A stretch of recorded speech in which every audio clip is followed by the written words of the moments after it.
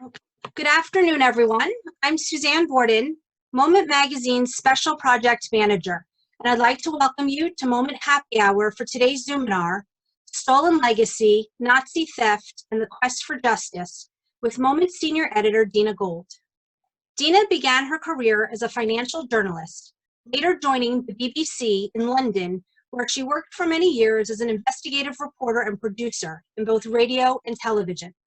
We are grateful that Dina is here to share her story with us.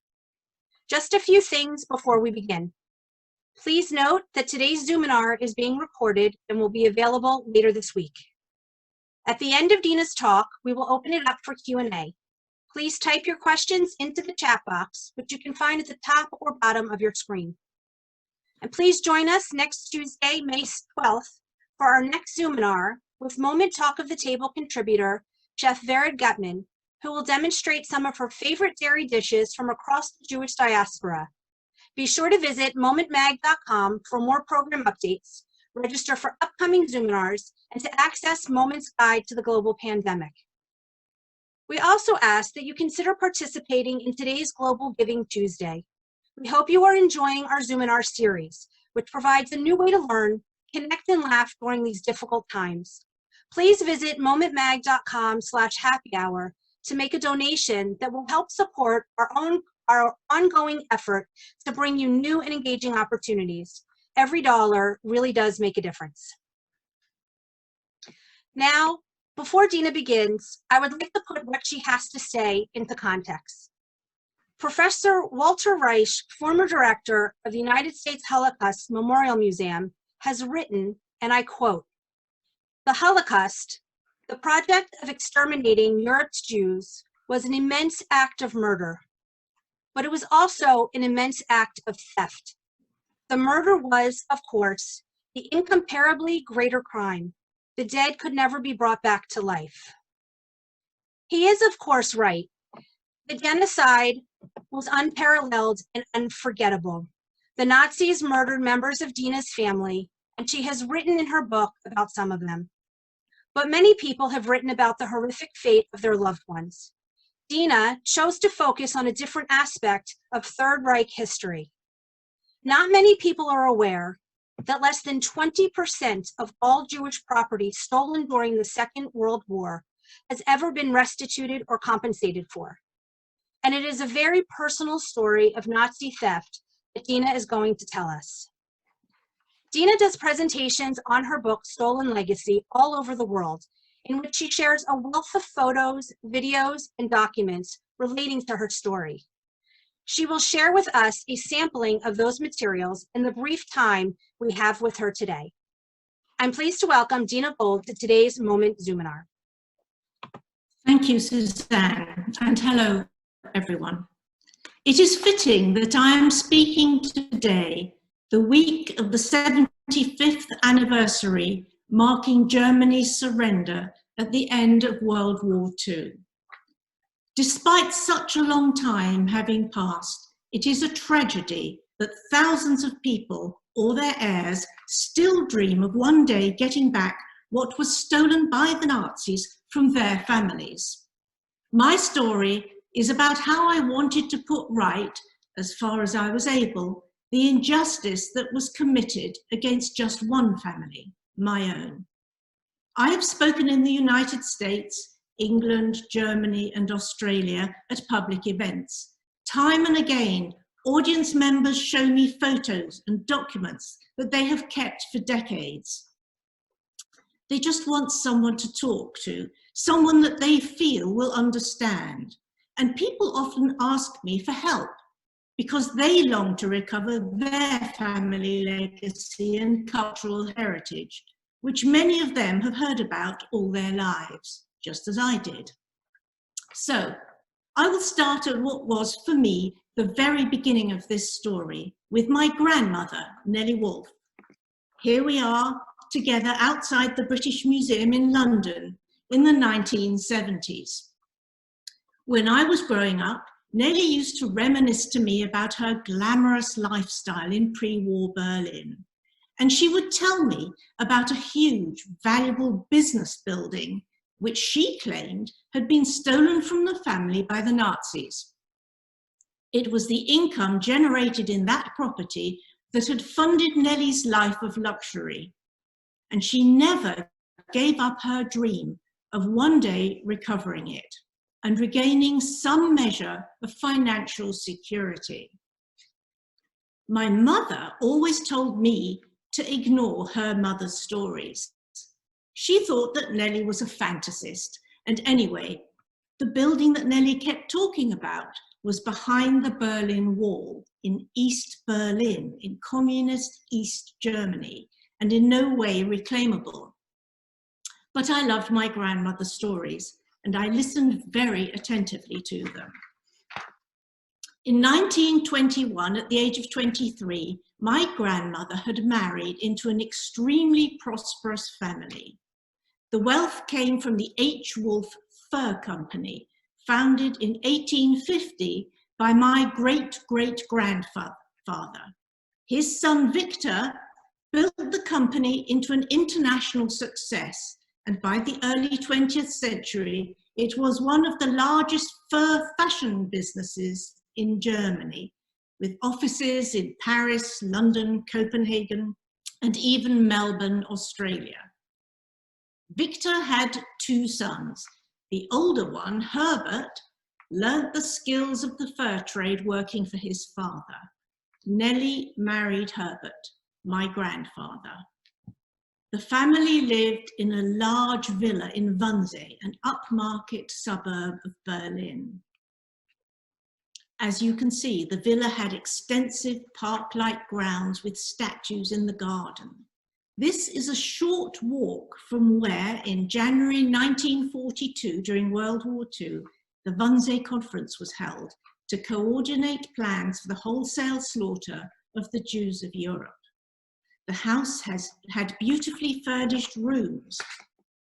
You can see a tapestry on the wall of the dining room and a chandelier, stained glass windows and carved wooden panels in the conservatory.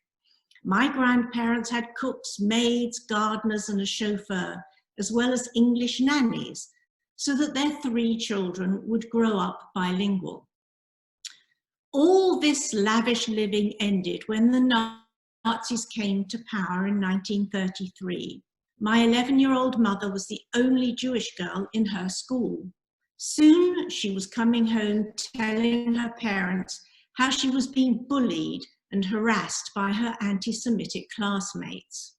My grandparents were not prepared to raise their children in that atmosphere. By the summer of 1933, they had left Berlin for the British Mandate for Palestine. My grandfather's younger brother, Fritz, remained in Berlin, trying to manage the family's affairs as best he could, renting out office space in the building to other well-known Jewish clothing and textile manufacturers. Meanwhile, in Tel Aviv, my grandparents' marriage fell apart. In 1936, at the age of 14, my mother was sent alone to school in England. 3 years later, when war broke out, she became a nurse and worked all through the Blitz, the German bombing of London. After the war, my mother stayed in Britain, went to university, met my father, married, and in due course had 2 children, me and my brother. The rest of her family eventually all became Israeli citizens. And that was when Nellie would come and visit us in London and fill my head with stories about her dreams of reclaiming that huge business building. And this is how I remember her: elegant, refined, cultured. Nellie died in 1977, leaving no documents, no photos, not even an address of the H. Wolff business building that she had told me so much about. I put her stories out of my mind. I became a journalist at the BBC. I got married and I carried on with life. Then, in late 1989, the Berlin Wall fell. I thought back to Nellie's stories. Had there been the slightest truth in any of them? My mother told me to forget it. but the history haunted me. Who was I to forget about it all? My mother wanted to put the past behind her, but I did not. Like many second generation, I felt a burning need to know my heritage.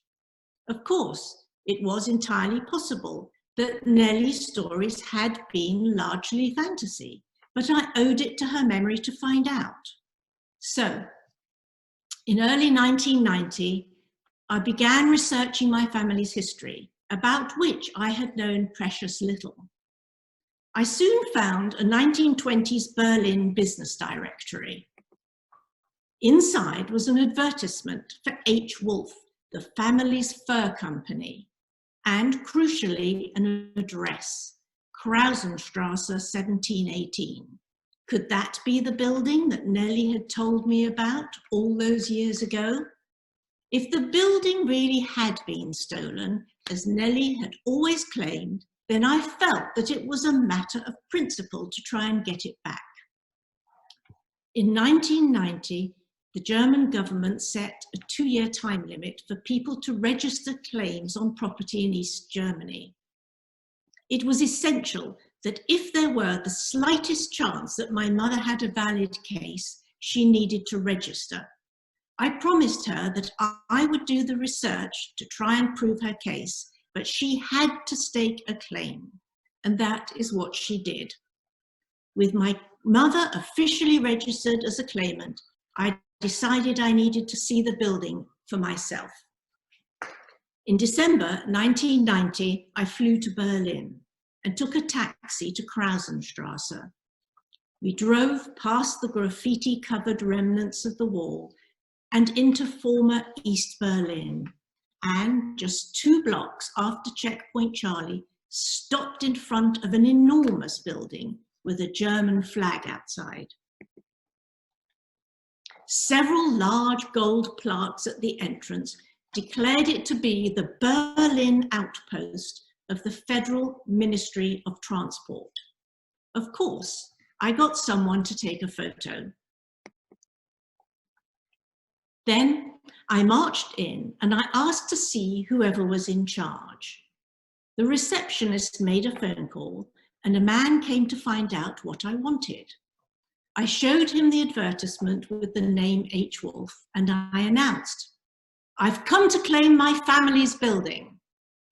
The official laughed at me, but I told him that H. Wolff was my great-great-grandfather, and I believed that my family had once owned this building and that it had been the headquarters of their international fur business. In truth, I was bluffing. I had no real evidence. "You'd better come in," the official said, and he ushered me through the security gate and into the canteen. He left me there and went to telephone his superiors in Bonn, which at the time was still the capital of Germany. When he returned, he was a changed man. He admitted that those working in the building still called it the Wolff building, and that the person in Bonn that he had just spoken to had told him that officials knew the building was once owned by Jews, but had not known if anyone had survived. So I told him my family's story. At the end, he said something very brave for an East German bureaucrat. He said, "You must get this building back for your mother." Then I admitted to him that I had absolutely no documents to prove ownership. "Oh, those documents exist," he assured me. "You must go out and find them." And that's exactly what I decided to do. I had worked for years at the BBC as an investigative journalist, both in radio and television. But this story was personal.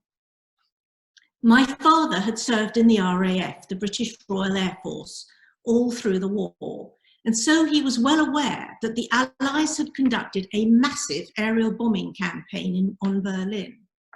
He was convinced that no documents could possibly have survived. And of course, I needed documents to prove a legal claim. The Wolff building on Krausenstrasse was in central Berlin, in an area which had been heavily bombed because the area was full of buildings linked to the Nazi regime. The headquarters of the Gestapo was 5 minutes walk away. Hitler's bunker was 10 minutes from the Wolff building. But as I was to discover, my father was wrong about documents. Allied bombers had not destroyed all records. One of my first discoveries was an article in the 1910 edition of an architectural magazine explaining that in 1907, my great-grandfather, Victor Wolff, had acquired land in Berlin's central Mitte district and had hired a renowned architect to design a building to be the headquarters of the H. Wolff fur business. And there was a photo of what it looked like on completion in 1910, and this is it.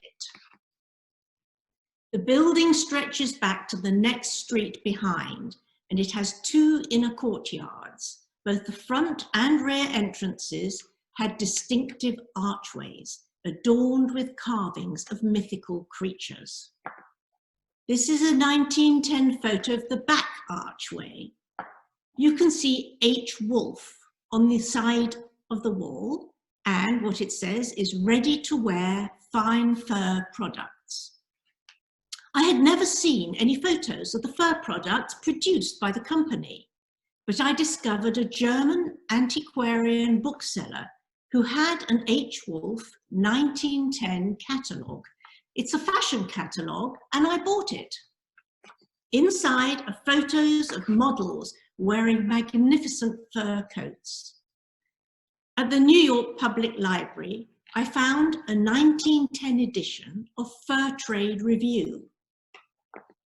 Inside were more illustrations of hats, wraps, and collars, all made by the H. Wolff Fur Company.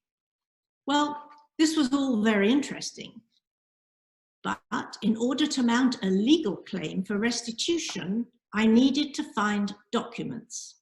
My mother had her memories, but like so many people in her position, she had absolutely no paperwork to prove her case. The challenge that I faced was that I had to find documents that would prove 3 things. First, that the Wolff family had actually owned the building rather than just rented it. Secondly, that the family had lost the building due to Nazi persecution.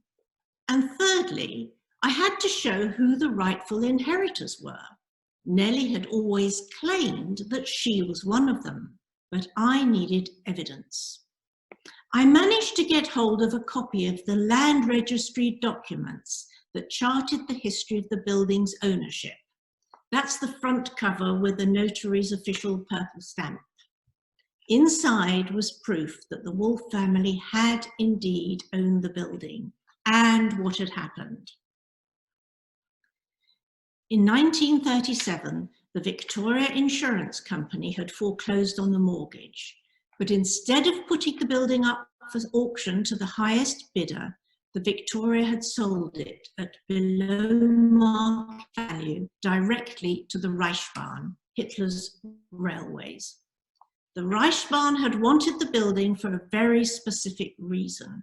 Albert Speer, Hitler's architect, was redesigning central Berlin, and the Reichsbahn's architects who were enacting his plans needed offices. And attached to the land registry papers was an incredible document. In the late 1940s, the East German authorities, by then functioning under the Soviet occupation forces, had added a memo which translated says, and I quote, "The Jewish private owner was forced to sell because of the political circumstances of the time. We request that you do not sell this property." So, communist officials had recognized that the building had been stolen from Jews. I went on to discover what had happened to the building next door. Before the Wolff property had been seized, The neighbours at Krausenstrasse 1920 had defaulted on their mortgage, held with a different insurance company. And almost immediately, the building had been sold to the Reichsbahn. But this family had been paid over 40% more per square metre than the Wolff family.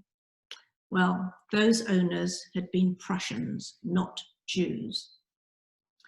The German authorities expected, quite justifiably, that I provide them with all the necessary documents to prove my mother had a legal case. After all, anyone could turn up and claim a valuable building.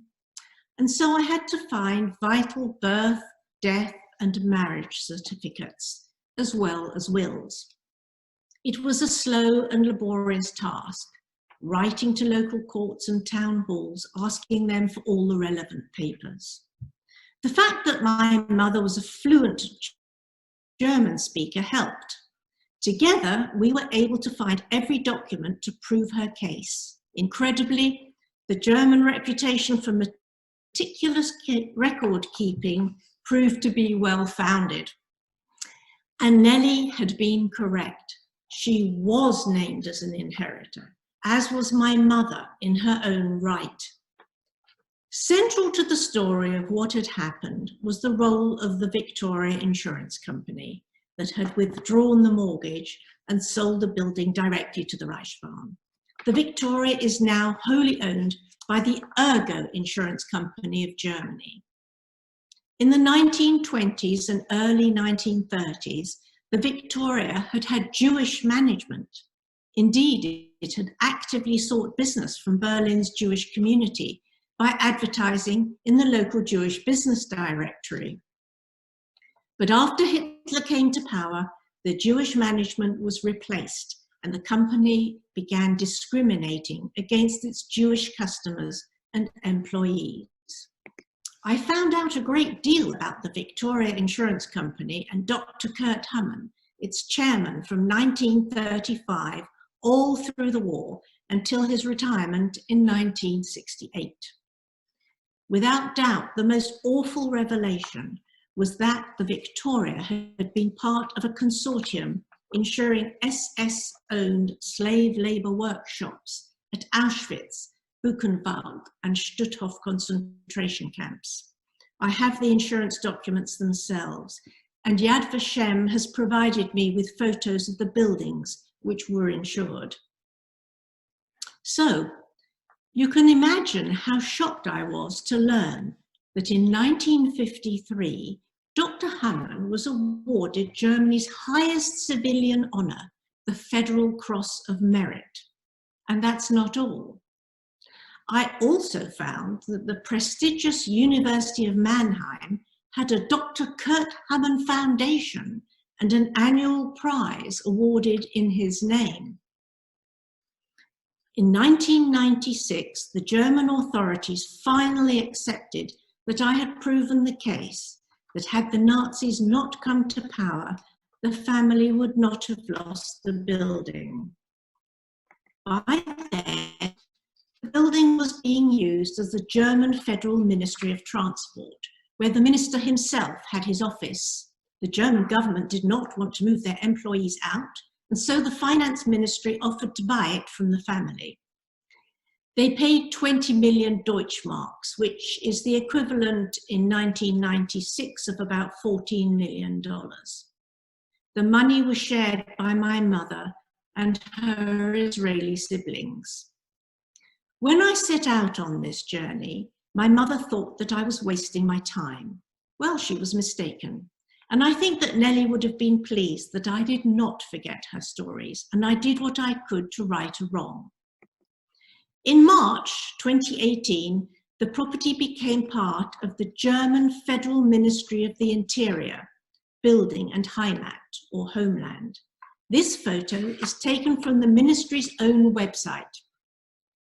You can see that the front has been modernized, but it is recognizably the same as it was in 1910. Now, I must stress that my story does not compare with what happened to so many people whose entire families were murdered during the Holocaust. But as I've already said, thousands of people still dream of recovering what was stolen by the Nazis from them or their ancestors. And, like me, they yearn for official recognition of their family's suffering, some form of public statement of what was taken from them. And that is another part of stolen legacy. I always wanted a plaque to be put on the building at Krausenstrasse, so that people walking past should learn something of its history. After many, many emails to German officials, I was at long last successful. I wrote the wording myself, and I asked for it to be in both English and German, and this is it. The Wolff building. Krausenstrasse 17 was constructed in 1909 as the headquarters of the H. Wolff Fur Company, one of Berlin's oldest Jewish fashion firms. During the Nazi era, ownership was forcibly transferred to the German railways. In 1996, after reunification, the German government purchased the building from the Wolff heirs. The building is designated an historic monument. So I do hope if you are ever in Berlin, you will go and see it at the front entrance to the building on Krausenstrasse.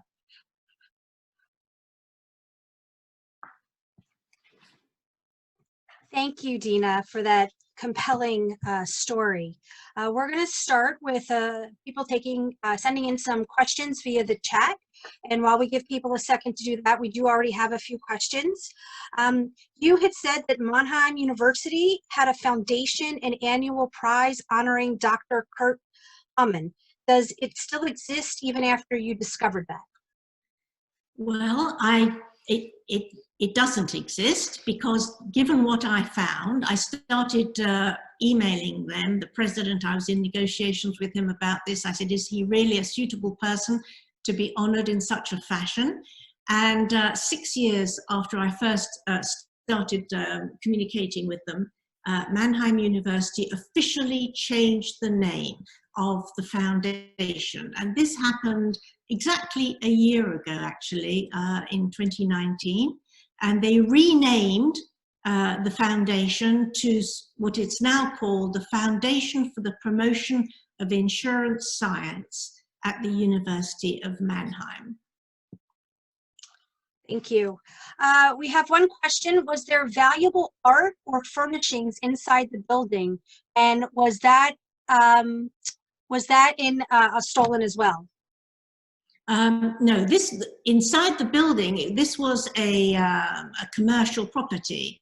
So valuable artwork would not have been there. There was artwork, tapestry, antiques, and so on in the house, in the villa in Wannsee. Some of that my grandmother managed to take with her to what was then Palestine, now Israel. And she managed to sell it off, probably cheaply, but she needed money to live on and to look after her 3 children. So, and the rest will have all been lost. I have no idea where it is. Mm-hmm. You mentioned your grandfather's younger brother, Fritz. Do you know what happened to him? I do now, and I go into that at some length in the book. You can see him there on the cover, standing with my great-grandmother. That's his mother, Lucy. Now, Fritz felt himself to be 100% German. He did not want to leave Germany. He even wrote to Nellie saying, how can you bring up your 3 children in the desert? Come back. This madness will pass. Bring them back. Come back to Berlin. Fortunately, of course, she didn't. Well, Fritz remained, despite the fact that his brother, my grandfather, managed to get him a visa to French-controlled Syria. Still, he wouldn't leave and said, I can't live anywhere else. I am a pure German. Well, I did track what happened to him. Of course, my mother knew what had happened in the sense that he was never seen again. At the end of the war, he never reappeared. But we didn't really know what had happened. It is amazing what you can find when you start digging in archives. And I did discover, I found the transport that he was on. He was deported on the 1st of March 1943 to Auschwitz, where he undoubtedly was murdered. Probably on arrival, he was 52 years old. But I discovered quite a lot about where he'd been living and where he was incarcerated. He was arrested after Kristallnacht and sent to Sachsenhausen concentration camp. He was released 2 weeks later, but still he wouldn't leave. It's amazing now, with the benefit of hindsight, to imagine how he could have thought that he had any future there. Right. Thank you. Are there other examples of families who have owned major businesses and buildings in Berlin and were able to regain the property? Some have. To the best of my knowledge, nobody's written a book about it. Yes, there are. You had a 2-year window of opportunity when the Berlin Wall to claim.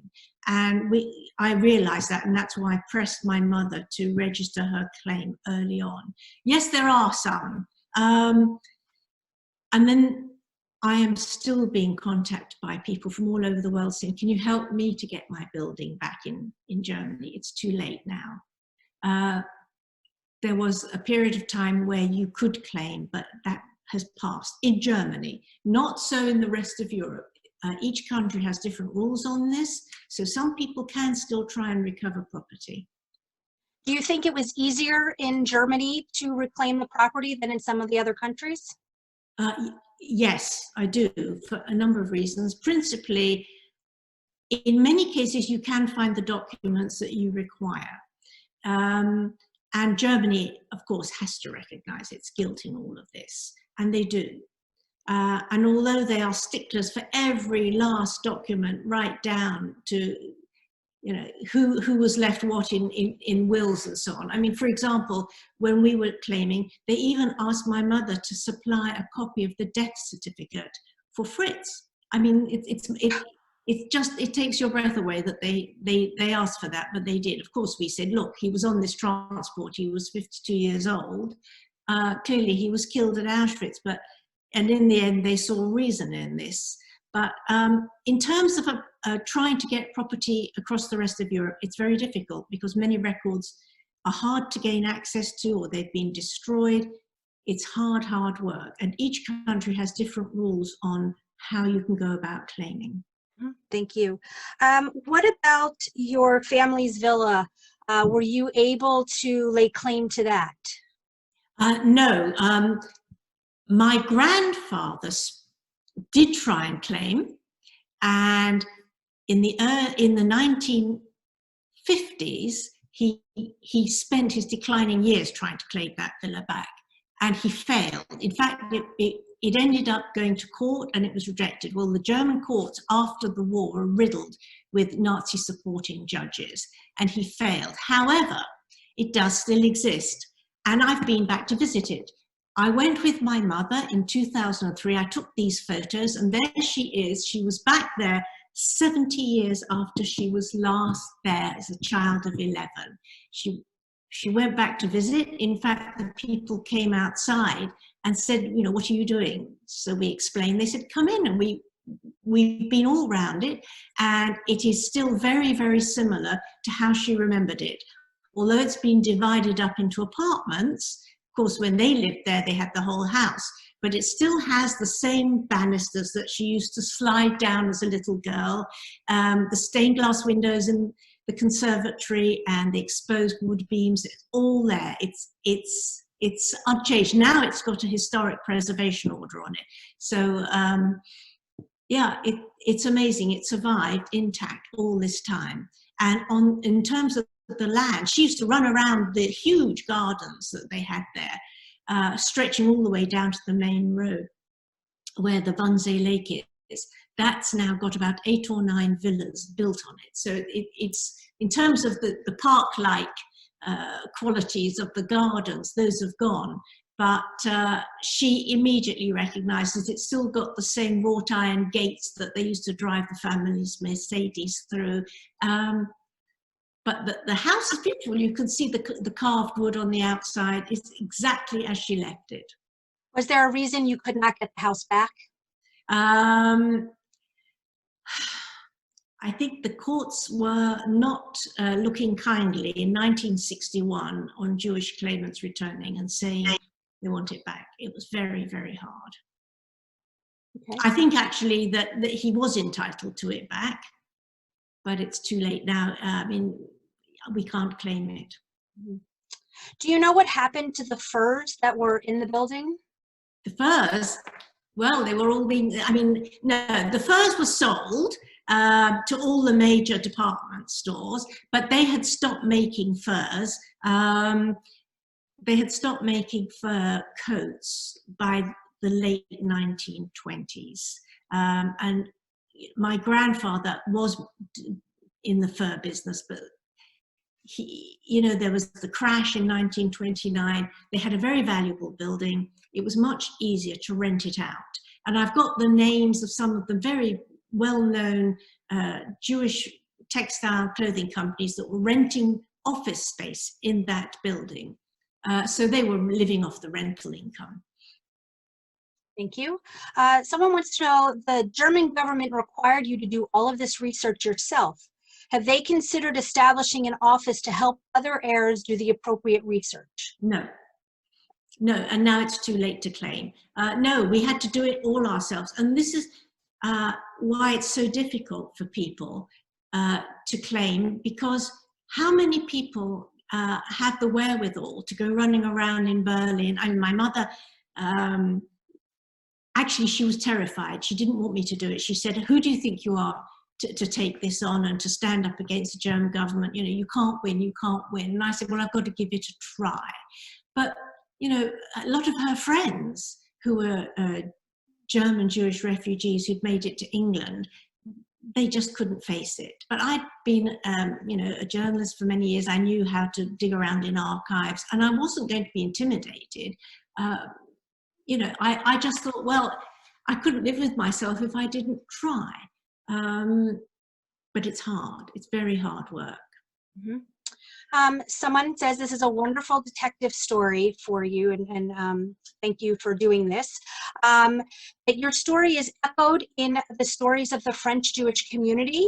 And let's see, it was part of the Nazi plan to obliterate any evidence of the grand scale robbery. Personal papers were destroyed and religious objects were stolen. Is your story echoed in the right? France, well, France is a terrible story.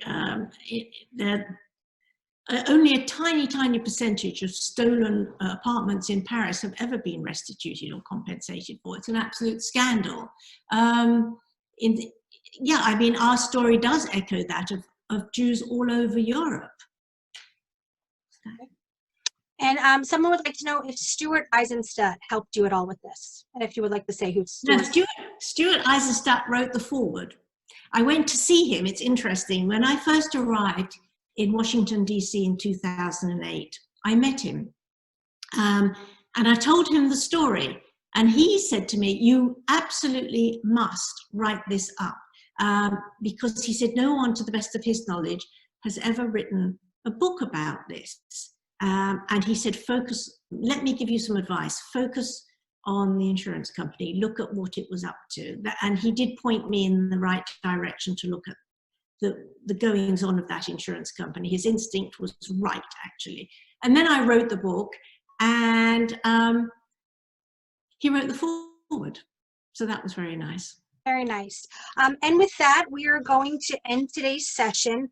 Again, thank you, Dina, for the compelling presentation, and thank you, everyone, for joining us. Just again, to remind everybody, you can find Dina's book on Amazon and read the full story and see more pictures and learn more about the story in detail. Also, please do not forget to go to Moment's website where you can register for upcoming Zoominars, and please participate if you can in today's Global Giving Tuesday. Again, thank you very much, and have a good night.